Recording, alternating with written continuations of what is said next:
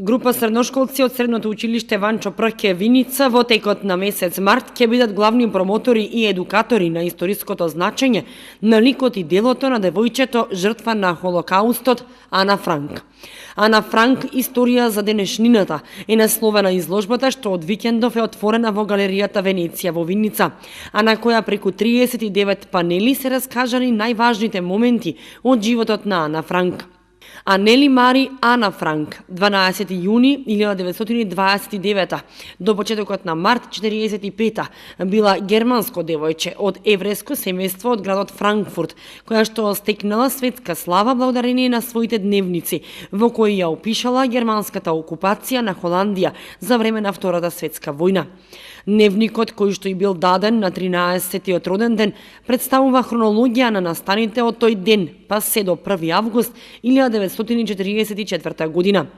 Истиот е преведен на многу јазици, а станал и многу популарен меѓу читателите. Стилот на кој што е напишан е добар, а темата на дневникот представувала инспирација за повеќе филмови. Со својата слава, Ана Франк станала една од најчесто споменуваните личности од жртвите на Холокаустот.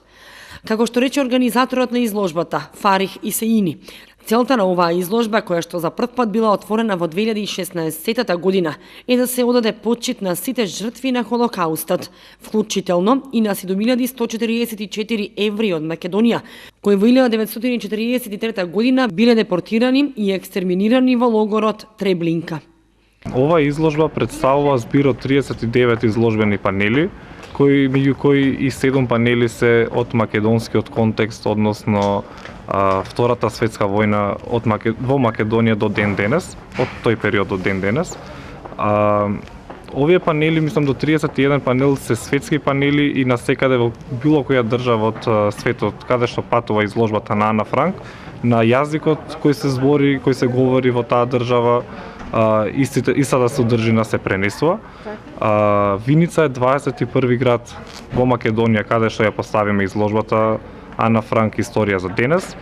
Во Македонија изложбата за прв пат се отвори во јануари 2016 година во Министерството за надворешни работи.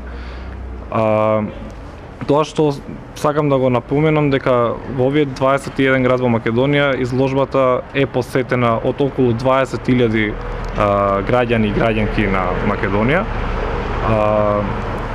Спецификација или нешто попосебно што ја прави ова изложба е дека водичи на самата изложба се млади средношколки и средношколци кои поминуваат обука да ја презентира целата изложба и на крај да се поттикне интеракција, да се поттикне меѓуврсничка едукација на младите. Односно, бидејќи понатаму изложбата во Виница ќе биде до 5 април, понатаму ќе има и организирани посети, односно училиштата основно и средно по предметот историја ќе реализират наставен час по историја, односно посета на самата изложба.